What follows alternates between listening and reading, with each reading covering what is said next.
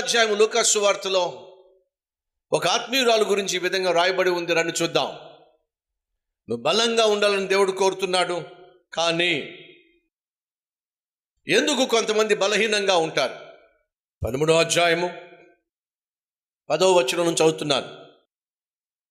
విశ్రాంతి దినమున ఆయన ఒక సమాజ మందిరంలో బోధించుచున్నప్పుడు 18 ఏండ్ల నుండి బలహీనపరచు దయ్యము పట్టిన ఒక స్త్రీ అచ్చట ఉండెను.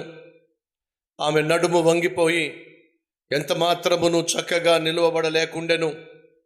యేసు ఆమెను చూచి రమ్మని పిలిచి, అమ్మా, నీ బలహీనత నుండి విడుదల పొంది ఉన్నావని ఆమెతో చెప్పి ఆమె మీద చేతులుంచగానే ఆమె చక్కగా నిలువబడి దేవుణ్ణి మహిమపరిచెను.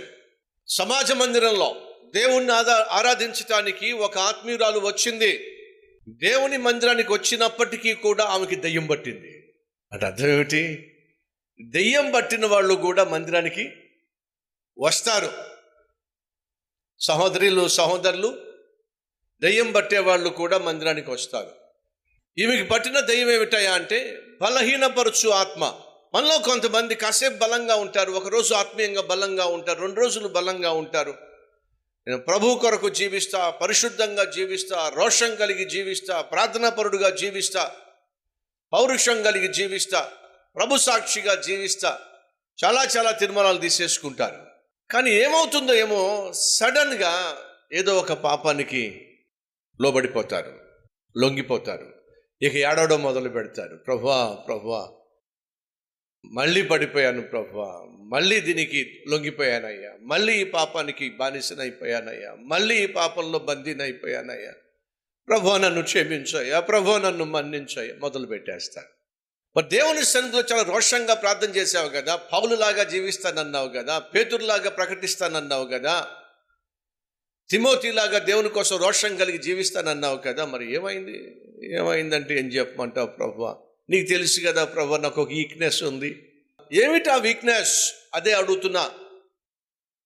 తరచుగా నీ దగ్గరకు వచ్చి నిన్ను లోపరుచుకొని నిన్ను అపవిత్రపరిచే, నిన్ను పడవేసే సైతాను, నిన్ను పడవేసే లోపం ఏమిటి? బలహీనత ఏమిటి? అపవాదికి చోటు ఇవ్వద్దు. సైతాను నీ దగ్గరకు వచ్చి నీ పక్కన కూర్చొని నిన్ను శోధించే విధంగా, నిన్ను బలహీనపరిచే విధంగా, బంధించే విధంగా వానికి ఛాన్స్ ఇవ్వద్దు అని బైబిల్ సెలవిస్తుంది.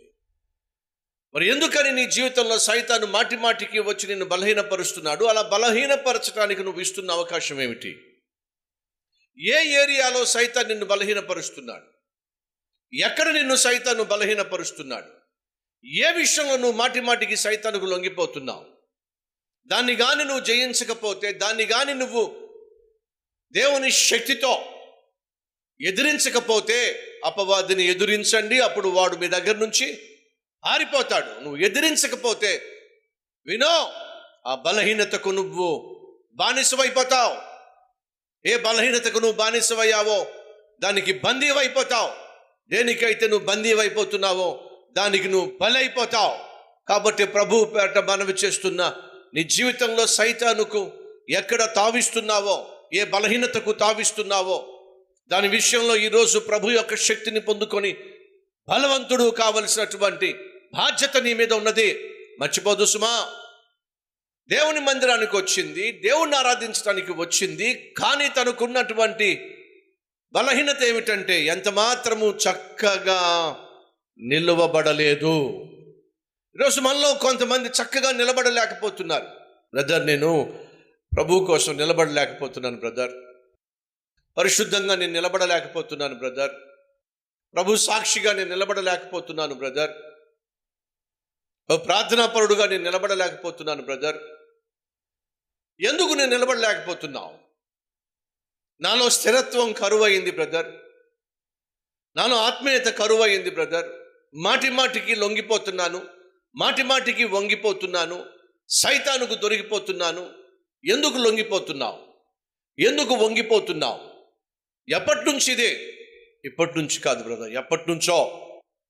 సహోదరుడా, సహోదరి, ఏ విషయంలో నీ బలహీనత బయటకు వస్తుంది?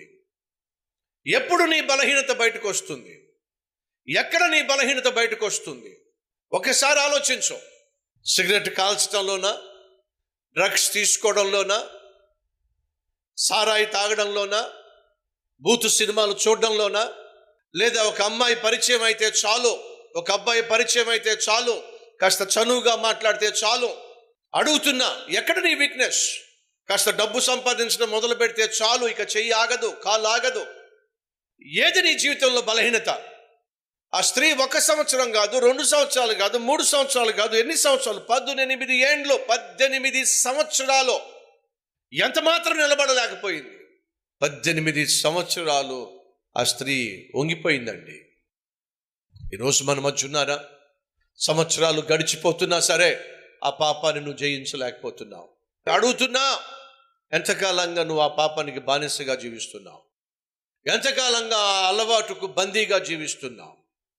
దాన్ని కానీ ఈరోజు నువ్వు జయించకపోతే, దాన్ని కానీ యేసయ్య దగ్గర తీసుకొచ్చి నిన్ను నీవు అప్పగించుకోకపోయినట్లయితే, వినో, ఏ పాపానికైతే నువ్వు బానిసవయ్యావో అది నిన్ను బందీని చేసి ఆఖరికి బలి తీసుకుంటుందే. ఆ రోజు రాకమునిపై జాగ్రత్త పడితే మంచిది. ప్రభువా, నాకు ఆ బలహీనత నుంచి విజయం కావాలి, ఆ బానిసత్వం నుంచి నాకు విజయం కావాలి, బంధించబడిన నేను బయటపడాలి. నా జీవితం బలి కాక మునుపే సైతాను కోరల్లో నుండి నేను బయటపడి, నాయన నీ చేతుల్లో పడి నేను మహిమపరిచే సాధనంగా నేను జీవించాలి ఆశపడుతున్నాను.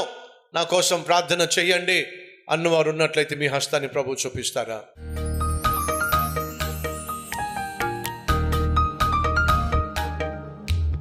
మహాపరిశుద్ధుడు అయిన ప్రేమ కలిగిన తండ్రి, బలహీనంగా ఉన్న వారిని బానిసలుగా మార్చి, బంధించి, బజారుకి ఈడ్చి, బలివ్వాలి, బలి చెయ్యాలి అని ఆశించే సైతాను యొక్క తంత్రము నుండి నాయన నీ బిడ్డలను విడిపించువా.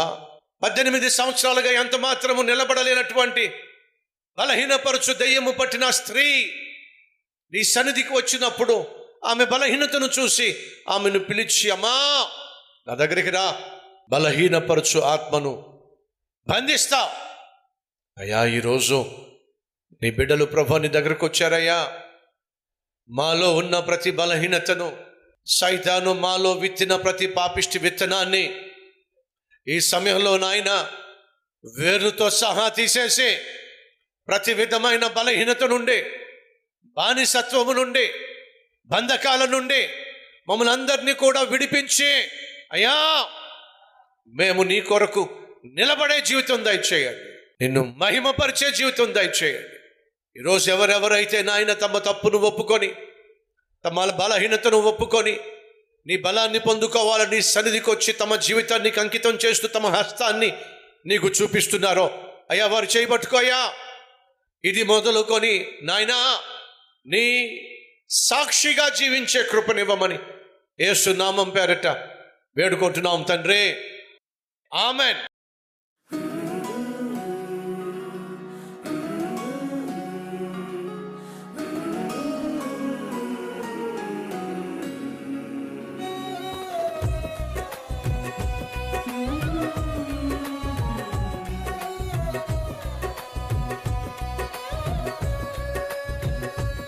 ఈ క్లుప్త సందేశం మీకు ఆశీర్వాదకరంగా ఉంటే లైక్ చేయండి, అలాగే సబ్స్క్రైబ్ చేయండి.